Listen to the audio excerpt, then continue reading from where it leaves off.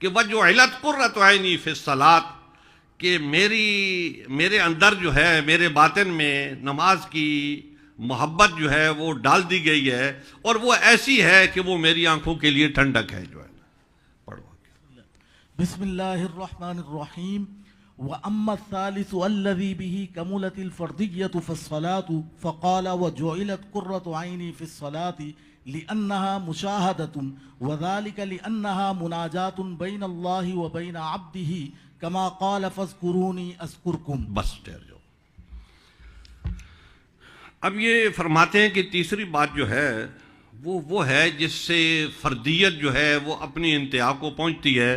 فردیت کا معنی ابھی ایک صاحب بتا رہے تھے، میں اس میں اب دوبارہ نہیں عرض کر سکتا۔ تو یہ کہتے ہیں کہ یہ تیسری بات جو فردیت والی ہے وہ یہ ہے کہ وجعلت قرۃ عینی فی الصلاۃ، اور پھر یہ کہتے ہیں لأنہا مشاہدۃ وذالک لأنہا مناجات بین اللہ و بین عبدہ، کہ یہ جو ہے مشاہدہ ہے، کہ نماز جو ہے ایک مشاہدہ ہے۔ مشاہدہ کا مطلب یہ ہے کہ نماز آدمی پڑھتا ہے تو آدمی کو کچھ نظر آتا ہے۔ کیا نظر آتا ہے؟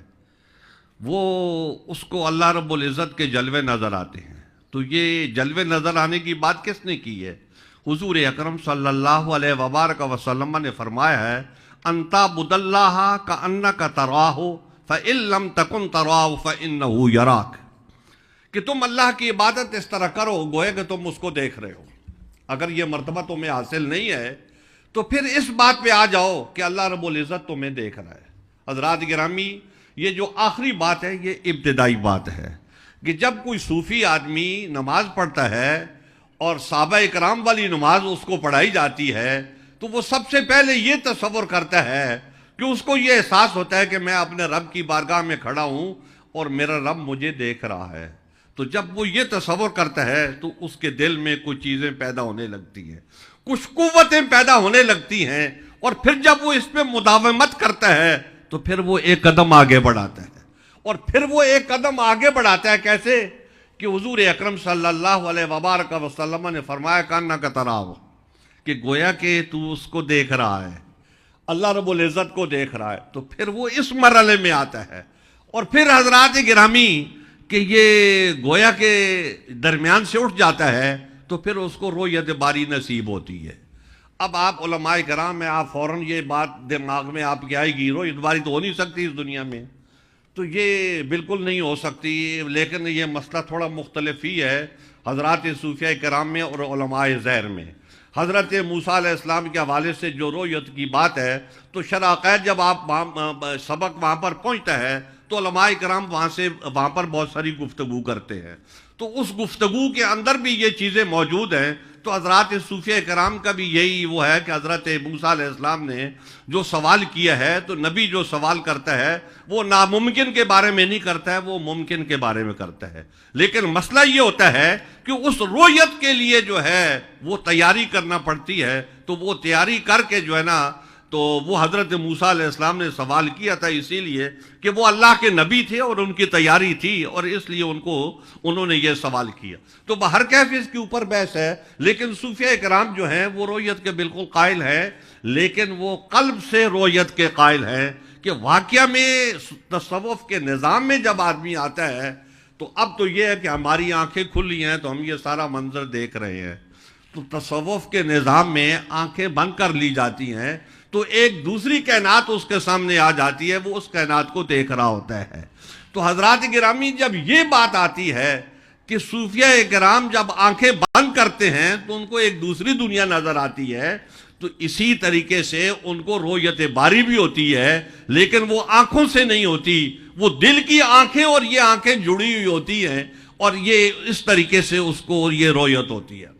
حضور اکرم صلی اللہ علیہ وبارک وسلم ارشاد فرماتے ہیں کہ الناس نیام اذا ماتوا انتبہوا، کہ لوگ نیند میں ہیں۔ لوگ تو ہمارے حساب سے تو سارے جاگ رہے ہیں، لوگ جو ہے جاگنے کے ٹائم پہ جاگتے ہیں، سونے کے ٹائم پہ سوتے ہیں، رات کو سوتے ہیں اور صبح جاگتے ہیں، تو جب جاگتے ہیں تو جاگ رہے ہوتے ہیں۔ لیکن نبی علیہ السلام فرما رہے ہیں کہ الناس نیام، کہ لوگ نیند میں ہیں، اذا ماتوا انتبہوا، جب یہ مر جائیں گے تو پھر یہ بیدار ہوں گے۔ تو اب جب وہ مر جائیں گے، ان کی آنکھیں بند ہو جائیں گی، تو پھر کون سی بیداری ہوگی؟ تو حضرات گرامی پھر مسئلہ یہ ہوگا کہ یہ آنکھیں بند ہو جائیں گی، وہ دوسری آنکھیں کھل جائیں گی، اور وہ دوسری آنکھیں جب کھلیں گی تو وہ پھر اس سے کی وجہ سے آدمی کئی چیزیں جو ہے وہ دیکھتا ہے۔ لیکن کچھ اللہ رب العزت کا نظام بھی ہے، یہ جو آنکھوں میں دیکھنے کی صلاحیت ہے تو یہ انسانوں میں اور ہے، اور یہ جو جانور اور درندے ہوتے ہیں ان کے اندر یہ صلاحیت اور ہے کہ یہ انسان جو ہے وہ دن کو دیکھتا ہے، رات کو اس کو نظر نہیں آتا، تاریکی پھیل جاتی ہے، لیکن یہ درندے جو ہیں ان کو رات کو بھی نظر آتا ہے، یہ رات کو بھی دیکھتے ہیں جو ہے اسی طریقے سے جیسے دن کو دیکھتے ہیں۔ تو اب وہ درندوں کے اندر ایک چیز اللہ رب العزت نے رکھی ہے، وہ ان کی ضرورت کے مطابق ہے۔ ہماری ضرورت کے مطابق یہ ہے کہ ہم رات کو سو جاتے ہیں تو ہمیں رات کو اٹھ کے دیکھنے کی ادھر ادھر ضرورت نہیں ہے۔ کیوں کہ وَجَعَلْنَا اللَّيْلَ لِبَاسًا وَجَعَلْنَا النَّهَارَ مَعَاشًا، تو معاش کے لیے دن ہے اور رات جو ہے وہ لباس ہے، یعنی آپ کے سونے کے لیے، آرام کرنے کے لیے ہے، آپ اپنا دروازہ بند کریں اور سو جائیں۔ تو اللہ رب العزت نے مختلف چیزیں مختلف لوگوں کو، انسانوں کو دے رکھی ہیں، اور اسی طریقے سے یہ صلاحیتیں انسان میں جو ہوتی ہیں یہ بھی مختلف ہوتی ہیں۔ تو حضور اکرم صلی اللہ علیہ وبارک وسلم کا یہ فرمان کہ اذا ماتوا انتبہوا، کہ جب وہ مر جائیں گے تو پھر دیکھیں گے۔ اب وہ حدیث میں بھی یہی آتا ہے کہ جب اس سے سوال ہوگا تو یہ کہا جائے گا ما تقول فی حق ھذا الرجل، کہ ان کے نبی اکرم علیہ الصلوۃ والسلام کے بارے میں آپ کیا کہتے ہو؟ تو اب وہ آنکھیں تو آپ بند کر کے آئے ہو، اس کے اوپر آپ نے روئی بھی رکھی ہوئی ہے، اور آپ دفن کر کے آگے ہو اطمینان کے ساتھ کہ اب اس کی آنکھیں نہیں کھلیں گی۔ تو آنکھیں نہیں کھلی ہوئی لیکن بند آنکھوں سے وہ دیکھ رہا ہے۔ تو حضرات گرامی صوفیہ اکرام جو ہیں اس بات کے قائل ہیں کہ ان آنکھوں کے بند کرنے کے بعد دل کی آنکھوں سے اللہ رب العزت کی رؤیت ہو سکتی ہے، حسب مرتبہ جتنی اس کی تیاری ہے، جس درجے پر وہ ہے اس کے حساب سے اس کو رؤیت ہوگی۔ تو یہ جو ہاتھ پر جو انہوں نے یہ کہا ہے لِأَنَّهَا مُشَاهَدَةٌ، تو مشاہدے کا مطلب یہ ہے کہ وہ جو ہے اس نماز میں جو ہے نا وہ مشاہدہ ہوتا ہے۔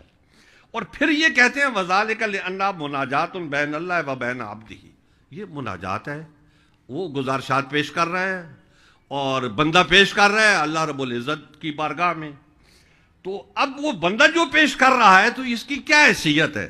تو کہتے ہیں اللہ تعالیٰ نے فرمایا فَاذْكُرُونِي أَذْكُرْكُمْ، تم مجھے یاد کرو تو میں تمہیں یاد کروں۔ اب جب ایک آدمی اللہ رب العزت کو یاد کرتا ہے تو یہ بھی بڑی بات ہے۔ اللہ رب العزت کو یاد کرنا، دنیا کے جمیلوں میں لوگ پڑے ہوئے ہیں، کو کس گمراہی میں کو کس گمراہی میں، اللہ رب العزت نے اپنے ایک بندے کو توفیق دی ہے کہ وہ تنہائی میں بیٹھا ہوا ہے، وہ مراقبے میں بیٹھا ہوا ہے، وہ آنکھیں بند کی ہوئے ہے۔